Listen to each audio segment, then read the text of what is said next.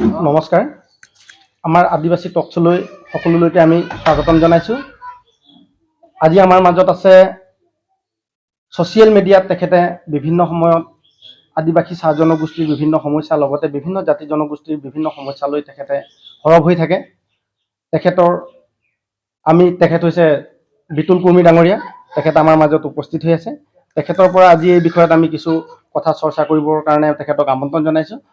স্বাগতম জনাইছোঁ আপোনাক আমাৰ আদিবাসী টকশ্ব'লৈ। নমস্কাৰ, মই সকলো আদিবাসী টকশ্ব'ৰ দৰ্শক মণ্ডলীলৈ স্বাগতম মোৰ শ্ৰদ্ধা জনাইছোঁ। বৰ্তমান যি অসম চৰকাৰে বৰ্তমান যি বাগিচা চাহ শ্ৰমিকৰ বৰ্তমানৰ সমস্যাৰ যি ভূমিকাৰ বিষয়ে যি আপুনি প্ৰশ্ন উত্থাপন কৰিছে, তাৰ থ্ৰুতে আমি ক'ব বিচাৰোঁ যে অসমত থকা বিভিন্ন বাগিচা, দলু চাহ বাগিচা আপোনালোকে হয়তো জ্ঞাত, যিহেতু সামাজিক মাধ্যমত সৰ্বত্ৰে প্ৰচাৰ হৈছিলে।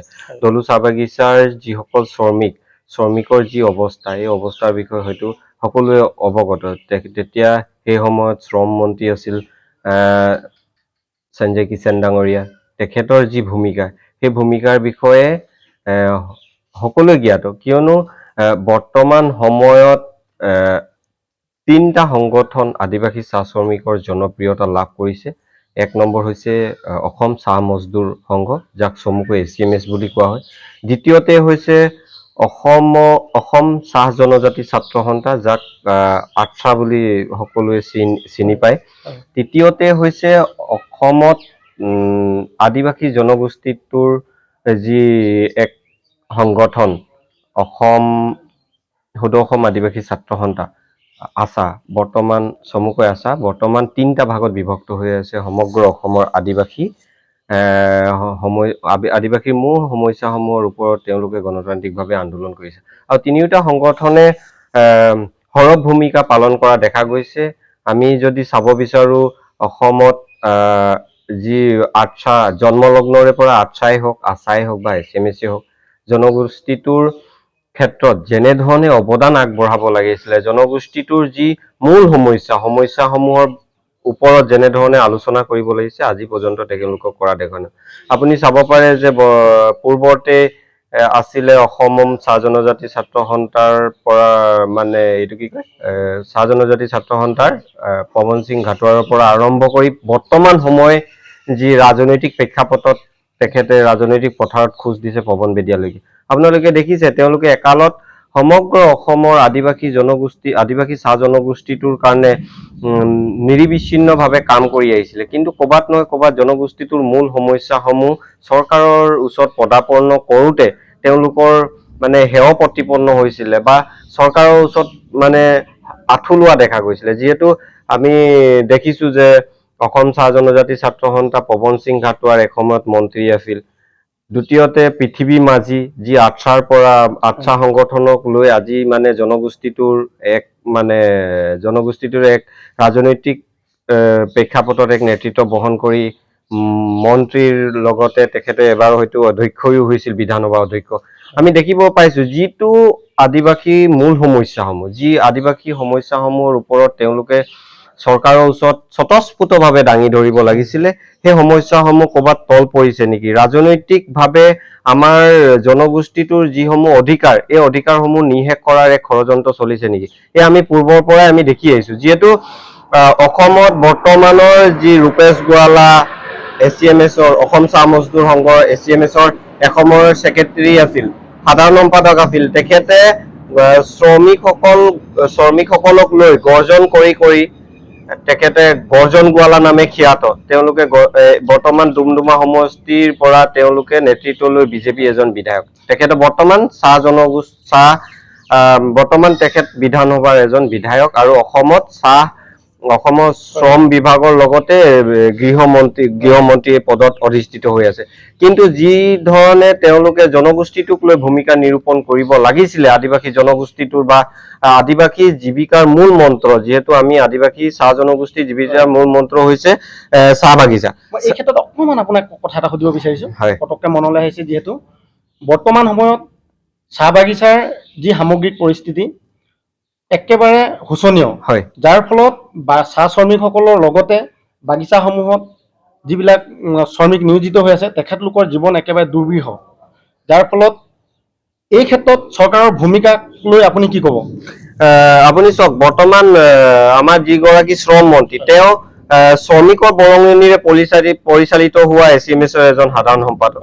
তেখেতে পূৰ্বৰ যিসকল শ্ৰম মন্ত্ৰী আছিল তেখেতৰ কথাটো আপোনালোকে সকলোৱে অজ্ঞাত, কাৰণ মানে যিসকল ধৰি লওক এই বৰ্তমানৰ যি ৰূপেশ গোৱালা, তেখেতৰ সকলোৱে জ্ঞাত। যিহেতু ৰূপেশ গোৱালাই যোৱা কিছুদিনৰ আগতে বিধানসভাত এটি প্ৰশ্ন উত্থাপন হৈছিল শ্ৰমিকৰ মজুৰি 500 টকা বৃদ্ধিক লৈ, আৰু সেই সন্দৰ্ভত মুখ্যমন্ত্ৰী ডক্টৰ হিমন্ত বিশ্ব শৰ্মাই ইটিকিংভাৱে এক উত্তৰ দিছিল যে অসমৰ যি শ্ৰম মন্ত্ৰী ৰূপেশ গোৱালা বা এছিএমএছৰ ছেক্ৰেটাৰী ৰূপেশ গোৱালা, তেখেতে হয়তো নিবিচাৰে নেকি জনগোষ্ঠীটোৰ 500 টকা, জনগোষ্ঠীটোৰ যি মানে কিছু চাহ শ্ৰমিকৰ যিটো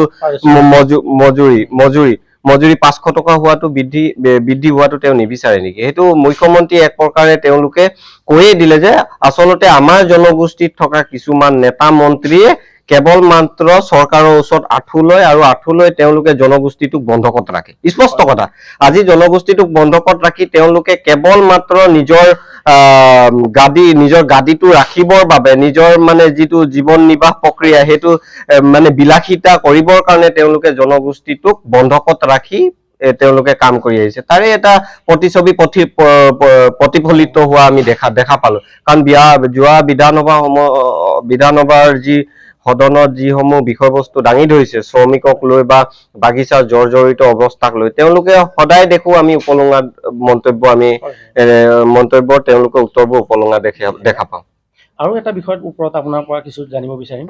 বৰ্তমান সময়ত আগত আমি দেখিছিলোঁ আমাৰ যি ৰাজনৈতিকভাৱে আমাৰ যিবিলাক MLA আছিলে, বৰ্তমান সময়ত মানে আমাৰ আসন যিবিলাক আছিলে, বহুত কেইখন আসনত আমাৰ আদিবাসী চাহ জনগোষ্ঠীৰ এটা প্ৰভাৱ আছিলে। বৰ্তমান সময়ত আমাৰ জাতিটোক কেনেবাকৈ ৰাজনৈতিকভাৱে নিঃশেষ কৰাৰ এটা পৰিকল্পনা হৈছে নেকি? বৰ্তমান সময়ত MLA মন্ত্ৰীসকল কমি আহিছে। হয়, মই এইটো ক'ব বিচাৰো, যিহেতু কংগ্ৰেছ চৰকাৰ যেতিয়া আছিলে অসমত, তেতিয়া আমাৰ মন্ত্ৰী বিধায়ক কেইবাজনো আছিলে, কেইবাজনো মানে আমি হিচাপত হয়তো ক'ব পাৰি 10-11 জন মন্ত্ৰী বিধায়ক আছে। কিন্তু বৰ্তমান সময়ত লাহে লাহে হ্ৰাস পাব ধৰিছে। আমি দেখি আহিছো যোৱা 2016 চনৰ যেতিয়া বিজেপি চৰকাৰ আহিছিলে, 2016 চনৰ পৰা আমি দেখি আহিছো যে অসমত বৰ্তমানৰ যি চাহ জনগোষ্ঠী বা আদিবাসী যি জনগোষ্ঠীয় যি বিধায়কৰ হওক বা মন্ত্ৰী হওক পাখি কটা দেখা গৈছে। যিহেতু এতিয়া আপোনালোকে উদাহৰণস্বৰূপে দেখিব পাইছে ৰূপেশ গোৱালাৰ ৰামেশ্বৰ তেলী এসময়ৰ সাংসদ আছিলে ৰাজ্যসভাৰ, তেখেতৰ পাখি কটা হ'ল। তেনেধৰণে বহু বিধায়ক মন্ত্ৰীৰ মানে পাখি কটা আমি দেখিব পোৱা গৈছো। আৰু বৰ্তমান সময়ত যি ধৰণে পাখি কাটি আহিছে মন্ত্ৰী বিধায়কসকলে, এসময়ত নিঃশেষ কৰাৰ পৰিকল্পনা কৰি আছে বৰ্তমান চৰকাৰ। যোৱা কিছুদিনৰ আগতে যি উপনিৰ্বাচন হৈ গ'ল, তাত দেখিলো আমি বিহালী সমষ্টিৰ, যিহেতু এইটো সংৰক্ষিত এটা সমষ্টি, তাত আমাৰ কেৱল মাত্ৰ 2 বছৰৰ কাৰণে টোপ দিবৰ বাবে তেখেতক কিবা দিগন্ত ঘাটোৱালক মানে বিধায়কৰ পদবী দিছে। 2026 চনত যিহেতু তেওঁলোকৰ গোৰ্খা জনগোষ্ঠী সংৰক্ষিত এটা সমষ্টি, গতিকে সম্পূৰ্ণভাৱে তেওঁ নিঃশেষ কৰাৰ এটা ষড়যন্ত্ৰ কৰিছে। আৰু যিহেতু আমি দেখিছো বৰ্তমানৰ মন্ত্ৰিত্বৰ লগতে বিধায়কৰ কৰ্তন খোৱা দেখা গৈছে। আমাৰ তেৰছ গোৱালা লগতে ৰূপজ্যোতি কুৰ্মী, তেওঁলোকৰ যি বিধায়ক, লগতে সঞ্জয় কিষাণৰ যি বিধায়ক, সেই বিধায়ক কৰ্তন কৰাৰ পৰিকল্পনা চলি আছে বুলি আমি সামাজিক মাধ্যমত সৰ্বত্ৰে প্ৰচাৰিত হৈ আছে। আৰু আমি তাৰ পৰা বুজিব পাৰিছো যে বিজেপি নেতৃত্বাধীন চৰকাৰখনে বাগিচাৰ শ্ৰমিকসকলৰ বা এই আদিবাসী চাহ জনগোষ্ঠীটো উন্নয়ন হোৱাটো মানে কোনো কাৰণতে নিবিচাৰে, আৰু সেয়াই প্ৰতিফলিত হৈ আছে বৰ্তমান সময়ত। বহুত বহুত ধন্যবাদ। আজি আপোনাৰ বিশেষভাৱে আপুনি আহি বহুমূলীয়া সময় আমাক দিলে, তাৰ কাৰণে আপোনাক বহুত বহুত ধন্যবাদ জনাইছোঁ। আপোনাৰ সুস্বাস্থ্য কামনা কৰিছোঁ, তাৰে কামনা কৰি আজি অনুষ্ঠান আমি সামৰিছোঁ। ধন্যবাদ।